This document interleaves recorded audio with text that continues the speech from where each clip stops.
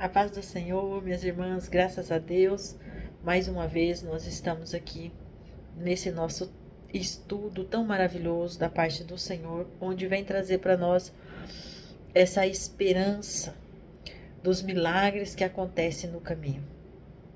Eu estou muito feliz com esse estudo, porque o Senhor tem nos alertado a ver aquilo que Ele tem feito nas nossas vidas, e o quanto Ele nos ama e o quanto Ele nos defende. E assim como ontem que nós estudamos uma palavra que estava tratando sobre os milagres que o Senhor faz durante uma fuga, hoje novamente nós vamos falar disso. Por quê? Eu acredito que nós estamos vivendo um tempo de muita pressão. E durante a pressão nós tomamos decisões erradas ou decisões baseadas em nossas emoções. E as nossas emoções, elas nos traem, às vezes elas nos levam para lugares diferentes da vontade de Deus. Ou contrária àquilo que o Senhor nos mostrou, nos pediu a fazer. Então, no tema de hoje, nós vamos falar sobre Jonas. Nós sabemos, e até algumas formas de que Jonas é conhecido, é como o profeta fujão. E aqui eu não quero trazer o peso da fuga, mas sim os motivos pelos quais ele pode ter fugido e como o Senhor alcançou ele nesse caminho da fuga. Então, no caminho de Jonas aconteceu tempestade, aconteceu confissão de pecados e também aconteceu a misericórdia de Deus. E isso é o que nós vamos focar hoje. No capítulo 1 de Jonas, nós vamos ver ali o Senhor pedindo a Jonas para ir até Nínive e fazer a entrega da palavra de Deus para aquele povo, dizendo a eles que o Senhor tinha se cansado das maldades que eles estavam fazendo. E ali, Jonas recebe esta palavra e decide não fazer isso. E eu aqui, quando estava estudando, fiquei imaginando quais seriam os motivos que Jonas teria para desobedecer à voz de Deus. Então, para isso, eu fui estudar um pouco sobre o contexto em que Jonas estava vivendo. Jonas estava vivendo num tempo de um reinado que não era nada favorável em relação à desobediência. E Jonas era um hebreu, era um povo de Deus, um povo da turma de Israel. Ele era da tribo de Zebulon. Diz a palavra que o seu pai era da tribo de Zebulon. Então ele era uma linhagem das quais tinha obediência a Deus. E o que acontece? Ele vendo tudo isso, todas as promessas que o Senhor tinha feito e vendo a maldade do povo o tempo inteiro, desobedecendo a palavra de Deus, eu imagino que Jonas, ele não teve vontade nenhuma de levar uma palavra de Deus para esse povo que ele tinha visto fazer tanta maldade. Então, certamente ele teve alguns sentimentos, algumas emoções ali naquela hora que o impediram de obedecer a Deus. Nós podemos aqui dizer que ele teve medo de ir para o meio desse povo e esse povo maltratar, como era da característica desse povo, que eles eram maus. Nós também podemos dizer que ele pensou que aquele povo não merecia a misericórdia de Deus e que se ele não fosse entregar a palavra que Deus estava mandando, então aquele povo morreria. Mas essa segunda ideia pode ser furada pela seguinte: ele conhecia Deus e ele sabia que Deus era bom e que Deus era misericordioso e que se Deus de fato tivesse decidido curar aquele povo, trazer aquele povo uma transformação, e ele não fosse, Deus poderia muito bem usar outro. Mas é aí que entra a questão das emoções.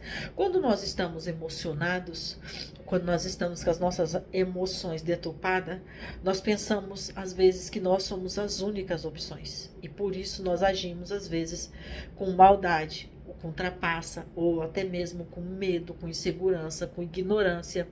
E existe aí uma série de coisas que nós podemos colocar que era o sentimento de Jonas naquela hora. Mas o fato que nós podemos ter convicção de que estava acontecendo naquele momento com Jonas é que ele teve medo.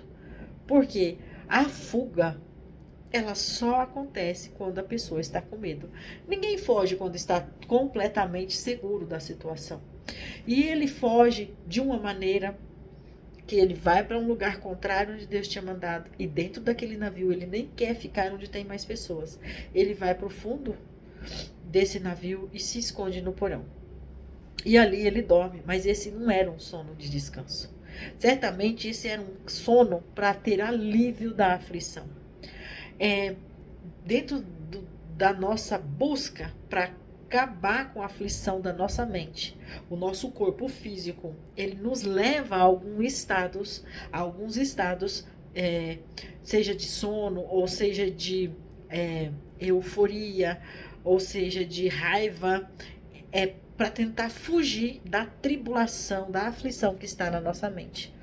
E é mais comum do que nós pensamos de pessoas que dormem para fugir do pensamento atribulado. Então, assim, nós podemos aqui realmente pensar sobre isso, porque quando ele desce para o fundo daquele porão, no meio das cargas, e se esconde lá para dormir, ele poderia sim estar querendo acalmar a mente numa fuga do sono. Tem até uma linha de raciocínio, uma linha de interpretação que diz a síndrome da bela adormecida, que é as pessoas que tentam dormir quando elas têm um problema sério para resolver e elas não querem resolver e por isso elas dormem. Então este sono profundo que Jonas vai lá para dentro, profundo desse porão, pode ser um momento do mais alto pico da tribulação que ele estava na mente, porque ele sabia que ele estava pegando o caminho errado e ele sabia que Deus tinha decidido que ele deveria levar a palavra para aquele povo e ele estava escolhendo não levar. E aí nós, nesse estudo, temos que pensar agora como é que nós estamos nessa hora. Se nós estamos realmente, como eu falei ontem, se nós estamos realmente caminhando no caminho que o Senhor falou para nós, ou se nós estamos numa rota de fuga. E se nós estamos numa rota de fuga, nós precisamos reconhecer que Deus, ele está nos vendo. Na palavra de ontem nós falamos isso, Deus, ele está nos vendo.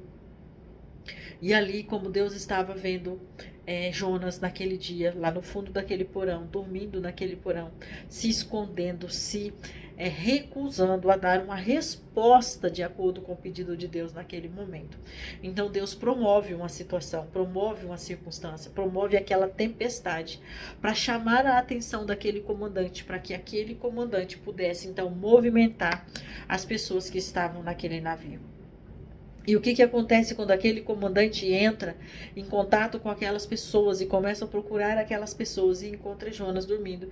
E ele diz, o que você está fazendo aí? Todos já estão clamando aos seus deuses para que ele venha mostrar o que está acontecendo.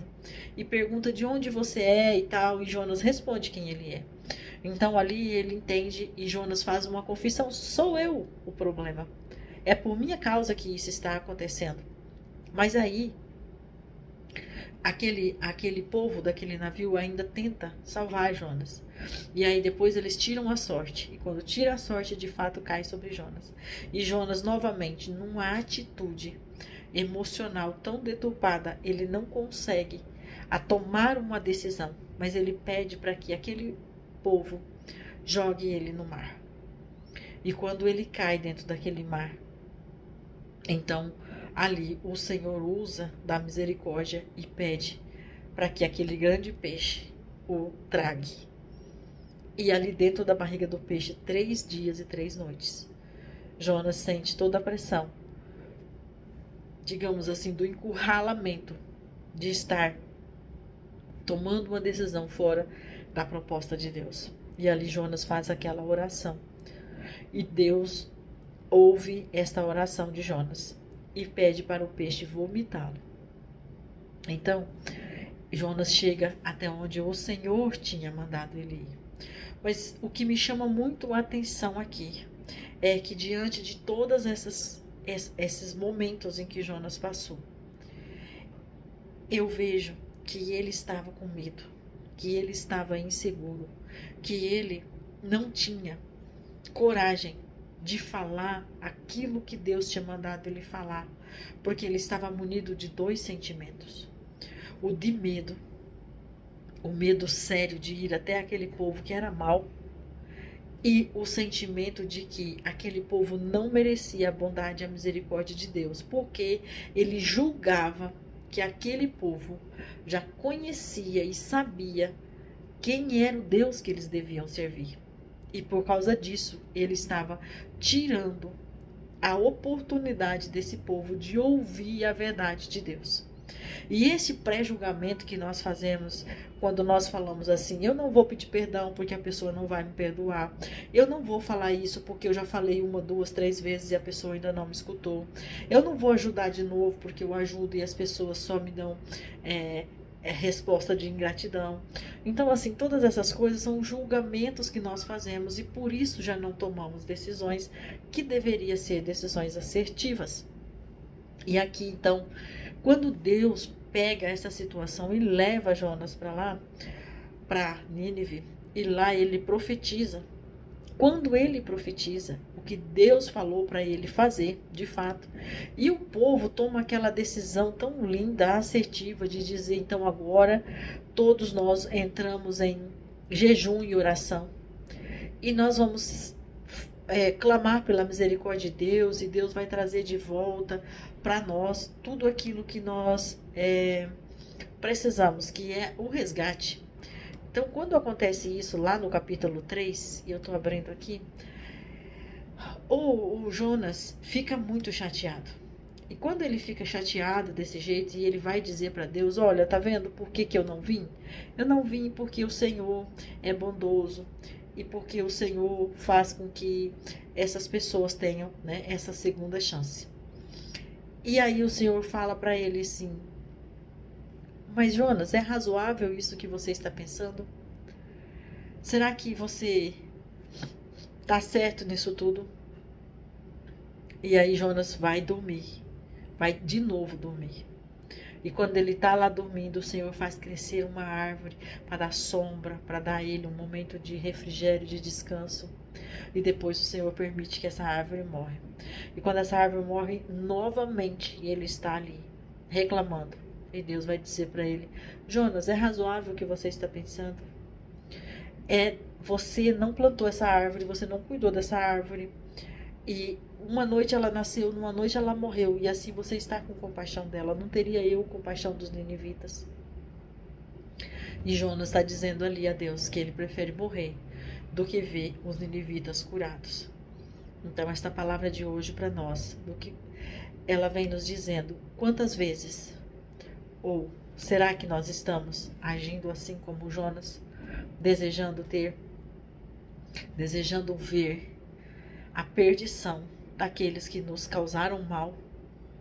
Será que a nossa alma, ela está tão confusa assim, que para aliviar a nossa pressão emocional, nós queremos que o nosso irmão, que o nosso vizinho, que o nosso colega perca a salvação, perca o direito da vida eterna?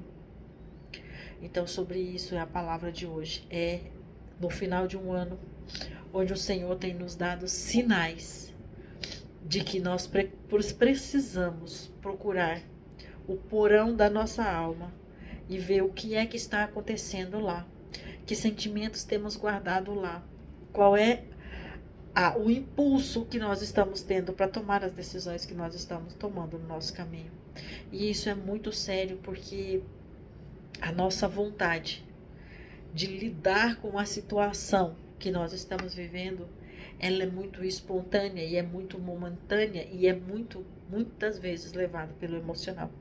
Mas com esta palavra de hoje eu quero que vocês e eu comecemos a pensar verdadeiramente na razão que Deus tem para salvar as nossas vidas. Se nós olharmos para o lugar onde nós estávamos e o Senhor nos resgatou, nós também não merecíamos o perdão, a misericórdia, mas o Senhor nos alcançou no nosso caminho, por mais errado que nós estivéssemos. E hoje nós estamos aqui nos considerando salvos, mas o Senhor está olhando para nós, nos desvios dos nossos caminhos, nas nossas rotas de fuga. O Senhor está olhando para nós, e através desse estudo, o Senhor está falando conosco, para nós mudarmos o nosso rumo, e para nós olharmos se está sendo razoável a nossa decisão acerca daquilo que temos tomado. E além disso, o Senhor, Ele não tem nenhum prazer no ímpio, no pecado, nenhum prazer de uma alma descer para o abismo do inferno. O Senhor, Ele quer a salvação de todos. E nós, como mulheres de Deus, como mulheres que pregamos a palavra, que oramos, que buscamos a presença do Senhor, mas que também temos sentimentos, temos almas, temos o corpo que sofre a pressão das pessoas, dos inimigos que nos traem, que nos trazem prejuízos. Neste estudo, que nós possamos realmente encontrar em Deus o equilíbrio daquilo que o Senhor tem pedido para nós fazer. Se nós olharmos aqui a missão e o comportamento de Jonas, eles foram ali por um momento desconectados pela ação emocional de Jonas. E a nossa missão também pode ser desconectada do nosso comportamento, não porque Deus assim deseja, mas porque a nossa emoção pode nos atrapalhar e levar para uma rota onde a misericórdia de Deus vai nos alcançar, mas se nós fizermos uma oração como Jonas fez. Jonas teve uma outra oportunidade. Jonas ficou ali 3 dias e 3 noites no ventre daquele peixe. Aí ele começou a orar. E nesta hora, nós precisamos entender qual o lugar da rota que nós estamos, para não perder essa oportunidade de viver a vontade de Deus para as nossas vidas. Amém, minhas irmãs? Vamos orar?